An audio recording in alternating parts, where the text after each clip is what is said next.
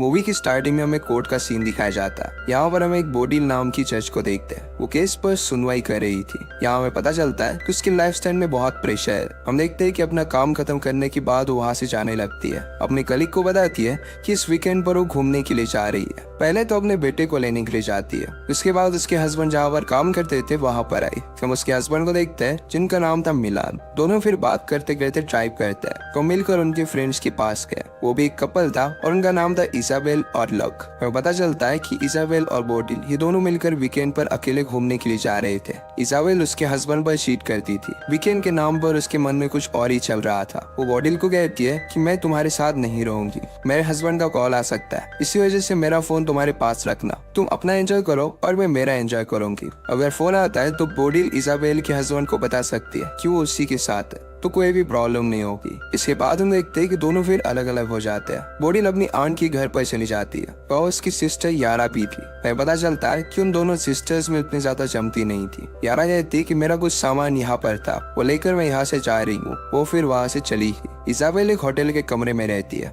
वहाँ पर वो बहुत एंजॉय करती है। बोडिल की कॉन्फ्रेंस थी और वो वहाँ पर गई। वहाँ पर वो अपने और इसाबेल दोनों के मोबाइल से फोटो खींचकर मिलान और लक को भेज देती है ताकि उनको लगे कि वो साथ साथ है। यहाँ पर प्रेजेंटेशन शुरू होता है। वहाँ पर हमारा और एक मेन कैरेक्टर जिसका नाम था सैमुअल की प्रेजेंटेशन दे रहा था। बोडिल उसकी प्रेजेंटेशन से काफी इम्प्रेस थी। जब वो प्रेजेंटेशन दे रहा था तो बीच बीच में बोडिल का फोन बजता है। इससे सैमुअल की नजर उस पर पड़ती है। प्रेजेंटेशन के बाद हम देखते हैं सैमुअल और बोडिल एक दूसरे से बात करने लग गए थे। दोनों के बीच में एक अच्छी बॉन्डिंग हो जाती है। इसके बाद वो दोनों बोट राइडिंग के लिए जाते हैं। बोडिल फिर उसे अपने घर पर लेकर गई। एक दूसरे के साथ वो इंटीमेट होते हैं और बहुत सारा टाइम अच्छे से स्पेंड करते हैं। दूसरी तरफ हम देखते हैं कि इसाबेल भी एक बार में जाती है और वहाँ पर एंजॉय कर रही थी। वहाँ पर एक आदमी को पैसे देती है। ये पैसे उसने किस लिए दिए थे इसका राज हमें मूवी में आगे पता चलेगा। दूसरी तरफ हम देखते हैं कि बोडिल अपने घर पर आने के बाद फिर से फोटोज क्लिक करती है, अपने हस्बैंड मिलान और लक को भेज देती है। अगली सुबह हम देखते हैं कि बोडिल को लक का कॉल आता है। बोडिल ने फोन उठा और लक को कहती है कि इसाबेल नहाने के लिए गई है। लक उससे कहता है कि उसका पैर टूट गया है। वो चाहता था कि इसाबेल जल्दी से घर पर आ जाए, उसका ख्याल रखे।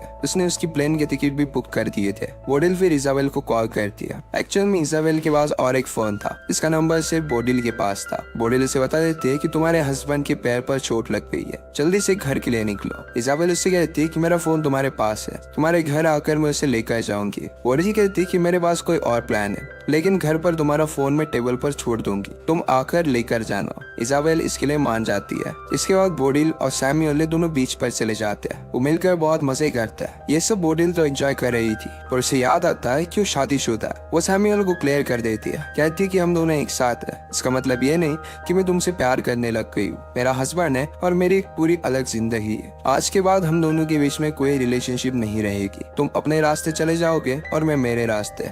इस बात पर सैमुअल थोड़ा सा उदास होकर वहाँ से चला जाता है। इसके बाद बोडिल जो अपने घर पर आती है तो देखती है तो वहाँ पर बहुत सारा खून गिरा हुआ था, घर का सारा सामान बिखरा हुआ है। वहाँ पर वो इसाबेल की बैग देखती है तो काफी डर जाती है। डायरेक्टली पुलिस को कॉल करती है। जब पुलिस आते हैं तो बोडिल के साथ पूछताछ करने लगते हैं। बोडिल झूठ कहती है कि इसाबेल और वो साथ में ही थे, लेकिन कुछ काम से वो बाहर चली गई थी। जैसे ही घर पर आए तो ये सब देखा। पुलिस यहाँ से ब्लड सैंपल वगैरह इकट्ठा कर चले जाते हैं। पुलिस के जाने के बाद बोडिल मिलान को कॉल कर बुला लेती है, कहती है कि तुम लक को भी लेकर आना। बोडिल वही होटल में जाता है जहाँ पर वो रुकी थी ताकि वहाँ से कुछ इन्फॉर्मेशन निकाल पाए। वहाँ उसे कुछ भी पता नहीं चलता। इसके बाद उसे बार में बुलाती है जहाँ पर वो गई हुई थी। वो बहुत परेशान हो जाती है क्योंकि अगर इसाबेल का पता नहीं चला तो सारा शक उसी पर आएगा। शाम को मिलान और लक आ जाते हैं। अगले दिन जब पुलिस आए तो सबको बताते हैं कि हमने ब्लड सैंपल की जांच की थी, हमें पता चला कि ब्लड इसाबेल का नहीं है। जब हमने उसका फोन ट्रेस किया तो हमें पता चला कि उसका फोन पूरे दिन पर घर पर ही था।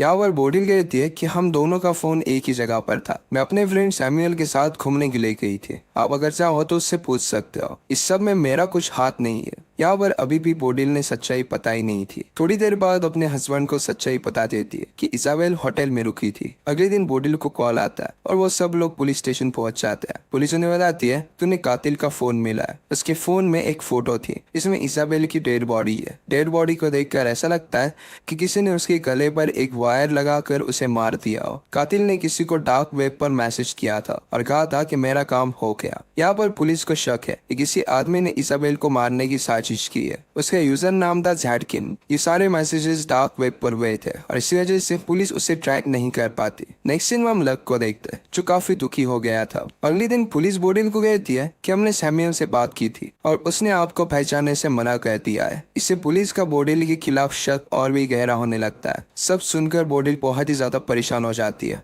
और अंदर से टूट जाती है। नेक्स्ट हम देखते हैं कि बोडिल के घर पर एक कुरियर आता है। इसके अंदर एक बुक थी।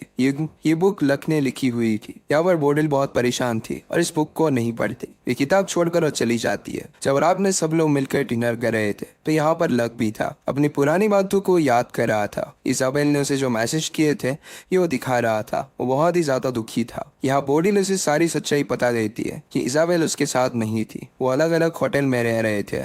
अगले सीन में हम देखते हैं कि बोडिल ने न्यू लॉयर हायर किया था। वो लॉयर को सारी सच्चाई बता देती है। वहाँ वो लॉयर उसे कहता है, देखो अगर तुमने अपना बयान बदला तो पुलिस तुम पर ही शक करेगी और झूठी गवाही देने के केस में तुम्हें जेल में डाल देगी। पर इस बार बोडिल ने डिसाइड कर लिया था कि पुलिस को सब कुछ सच सच वो बता देगी और ऐसा ही करती है। पुलिस ऑफिसर सुनकर काफी गुस्सा हो जाती है। पुलिस उसे कहती है कि हमारा सारा शक अब तुम पर ही है। क्या तुम्हें पता है कि अपना बयान बदलना कानूनी जुर्म है? बोडिल कहती है कि मैंने जो भी कहा ये सब कुछ सच है। रात को जब बोडिल सो रही थी तो वहाँ पर लक आ जाता है। उसे कहता है कि तुम अफेयर करती हो और खुद के जुर्म छुपाने के लिए मेरी वाइफ को बदनाम कर रही हो। लक बहुत ही दुखी था। वो कहता है कि मैं मेरी वाइफ से बहुत प्यार करता था और इसकी जाने की वजह सिर्फ तुम हो। बोडिल बहुत डर जाती है लेकिन मिलान उसे लेकर जाता है। वो उसे कहता है कि लक अपनी सही हालत में नहीं है। वो बहुत ज्यादा दुखी है। वो जो भी कह रहा है इसे दिल पर मत लेना। वो धीरे धीरे ठीक हो जाएगा। अगले दिन इंटरनेट पर वो सर्च करती है कि सैमुअल कहाँ पर पड़ा था। एड्रेस मिलने के बाद वो सैमुअल को मिलने के लिए गई। उससे पूछती है आखिर में तुमने ऐसा किया क्यों?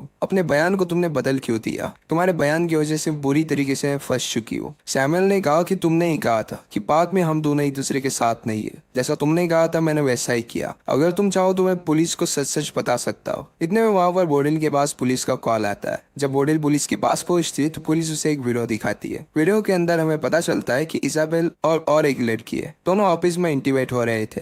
इजाबेल लेस्बियन थी और लक के साथ खुश नहीं थी। जब बोडिल दूसरी लड़की की शक्ल देखती है तो बहुत ही सरप्राइज्ड हो जाती है। ये वही लड़की थी जिसे इजाबेल ने एज ए सिस्टर इंट्रोड्यूस किया था। तो उसकी सिस्टर नहीं थी तो उसके साथ उसका अफेयर चल रहा था। उसका नाम यारा था। पुलिस को लगता है कि यारा ने उसका मर्डर किया होगा, इसलिए उसका पासवर्ड अपने पास रख लेते हैं ताकि वो देश से बाहर ना जा सके। नेक्स्ट सीन में हम देखते हैं कि बोडिल लक से मिलने के लिए जाती है। उसकी दिमागी हालत अब सही नहीं लग रही थी। उसे समझाने की वो कोशिश करती है पर लक बहुत दुखी था। वो कहता है कि मैं इजाबेल से बहुत प्यार करता था, फिर भी उसने मेरे साथ ऐसा किया क्यों? वो बहुत दुखी हो जाता है। बोडिल भी इस बात से दुखी होती है। जब वो और मिलान किचन में जाते हैं तो अपने में ही खो जाता है जैसे कुछ हुआ नहीं था। अगले दिन हम देखते हैं कि यारा बोडिल से मिलने के लिए आती है। कहती है कि मुझे इस देश से बाहर जाना है, लेकिन उसके पास पासपोर्ट नहीं था। बोडिल को एक डिवाइस देती है। किसी को बेहोश करने के लिए इसका यूज कर सकती है। बोडिल ने पूछा कि मुझे इस डिवाइस की जरूरत क्या है। यारा उससे कहती है कि जिस घर में मर्डर हुआ था ये घर तुम्हारा है। शायद इजाबेल को नहीं तो तुम्हें मारने के लिए कोई आया होगा। तुम्हें अपने खुद का ख्याल रखना चाहिए। बोडिल को ये बात सच लगती है। उसे लगने लगता है कि उसके चार्म के पीछे कोई है। वो डिवाइस अपने साथ रख लेती है। इसके बाद उसे हमेशा लगने लगता है कि उसके चार्म के पीछे कोई है। वो डिस्टर्ब हो जाती है और बहुत सारी दवाइयाँ भी लेती है। जब शाम को बोडिल को उसके बेटे का कॉल आता है। वो कहता है कि उसे किसी प्रोजेक्ट के लिए कुछ फाइल्स की जरूरत है तो पापा के लैपटॉप में देखो। जब फाइल्स ढूंढने के लिए बोडिल ने अपने हस्बैंड का लैपटॉप देखा तो उस लैपटॉप में एक उसे वीडियो मिलता है। ये उसका खुद का था। यहाँ पर पता चलता है कि घर का सीसीटीवी कैमरा उसने लैपटॉप पर अटैच किया है। इसमें बोडिल और सैमुअल की सारी अच्छी बातें थी। साथ में पिछले कुछ टाइम की वीडियो भी थी। इसमें वो जिसके साथ इंटीमेट हो रही थी इसकी वीडियोस थे। उसे पता चलता है कि मिलान काफी समय से उस पर नजर रखा है। शायद उसने सैमुअल के साथ वो इंटीमेट हुई थी ये वीडियो भी देख ली हो। उसे लगता है कि उसके पति ने ही सब कुछ किया हुआ है। वही उसे मारना चाहता है। ये सब देखने के बाद उसे अपने बेगुनाही साबित करने की अपॉर्चुनिटी मिलती है। वो लैपटॉप लेकर तुरंत ही पुलिस के पास पहुंच जाती है ताकि वो बता सके कि जब मर्डर हुआ था तो वो सैमुअल के साथ थी। जैसे वो लैपटॉप ओपन करती है तो देखती है तो सारी वीडियोस किसी ने डिलीट कर दी थी। वो डर जाती है और पुलिस के सामने कहने लग जाती है कि प्लीज मुझे अरेस्ट कर लो, मेरी जान को खतरा है, कोई मुझे मारना चाहता है। पुलिस कहते हैं कि इस तरीके से हम तुम्हें अरेस्ट नहीं कर सकते। तो उसे वहां से जाने के लिए कहता है। बोडिल फिर अपने घर नहीं तो सैमुअल के घर पर जाती है। सैमुअल उसे शांत करता है। वो सैमुअल का घर देखने लग गई तो उसे पता चलता है कि सैमुअल के घर पर एक पियानो है। पियानो का एक वायर टूटा हुआ था। इजाबेल की डेथ भी वायर की मदद से की गई थी। इजाबेल बहुत ज्यादा डर जाती। उसे लगता है कि सैमुअल ने उसे लगता है कि सैमुअल ने शायद बोडिल को मारा होगा। वो डर कर तुरंत वहां से चली जाती है। वहां उसे सैमुअल के घर के बाहर मिलान मिल जाता है। मिलान से कहता है तुम किसी के साथ भी रिलेशनशिप रखो, मुझे इससे अब कुछ भी फर्क नहीं पड़ता। इसके बाद वो घर पर आता है। बोडिल बहुत ही स्ट्रेस में थी। अभी भी उसे लगता है कि उसका हस्बैंड ही मर्डरर है। मिलान उसका स्ट्रेस दूर करने के लिए उसे नींद की गोली देता है, लेकिन बोडी इसको नहीं लेती। चालाकी से अपने मुंह में रखती है और मिलान के जाने के बाद इसे निकाल लेती है। अभी तक उसे किसी पर भी भरोसा नहीं था। उसे लग रहा था कि उसका हस्बैंड गोली देकर उसे मार डालना चाहता है। जैसे ही वो बाहर आती है तो देखती है कि लक ने बहुत सारी नीम की गोलियां ली थी। उसे लगता है कि उसके पति ने ही लक को मारने की कोशिश की है। बोडिल फिर यारा ने उसे जो डिवाइस दिया था इसकी मदद से अपने हस्बैंड को बेहोश कर देती है। पुलिस को फिर फोन करने के लिए जाती है। उसे लगता है उसके हस्बैंड ने सब कुछ किया है। मिलान उसे समझाने की कोशिश करता है कि उसने ये सब नहीं किया, पर उसकी बात नहीं सुनती है। उसे वहां पर एक बुक मिलती है जो लक ने लिखी थी। लक अपनी किताब झाड़ के नाम से लिखता था। बोडिल को याद आता है कि जिस यूजर ने डार्क वेब पर किसी को मारने का कॉन्ट्रैक्ट दिया था उसका यूजर नेम झाड़की नहीं था। इसका मतलब है लक ने सब कुछ किया। तभी वहां पर लक आ गया। वो बोडिल से कहता है मेरी बीवी की जगह पर तुम वहां पर होनी चाहिए थी। जो भी हुआ उसकी जिम्मेदार सिर्फ तुम ही हो। मैं तुम्हें नहीं छोड़ूंगा। लक उसे मारना चाहता था ताकि उसे लग रहा था कि वही इजाबेल को भड़का रही है। बोडिल मौका देखकर वहां से भाग जाती है। लक उसका पीछा करने लगता है। बोडिल भागते वक्त समुद्र के किनारे भागने की कोशिश करती है। लक को तैरना नहीं आता था, फिर भी वो पानी में डुबकी लगा देता है। इसका फायदा बोडिल उठा लेती है और पानी में डुबा कर मार देती है। जब यहाँ पर पुलिस आती है तो सब कुछ सच्चाई उन्हें बता देती है। पुलिस उसे कहती है कि जो कॉन्ट्रैक्ट किलर था वो देश छोड़कर भाग चुका है। ये सब लक नहीं किया था। पुलिस फिर यारा का पासपोर्ट भी बोडिल को दे देते हैं। वो बोडिल को कुछ भी चार्ज नहीं करते क्योंकि उसने ये सब सेल्फ डिफेंस में ही किया था। हम देखते हैं कि मिलान बोडिल से बहुत गुस्सा था। वो अपने बेटे के पास अपने घर में रहने के लिए चला जाता है। उसने बोडिल को अब छोड़ दिया था। बोडिल लक की बुक में एक एड्रेस देखती है। वो होटल का एड्रेस था। नेक्स्ट सीन में फिर यारा को पासपोर्ट देने के लिए उसके होटल में गई। उसे पता चलता है कि यारा ने होटल छोड़ दिया है और अपने प्राइवेट एयरपोर्ट पर गई है। जैसे वो एयरपोर्ट पर जाती है तो देखती है कि यारा किसी लड़की के साथ है। वो लड़की और कोई नहीं तो इजाबेल थी।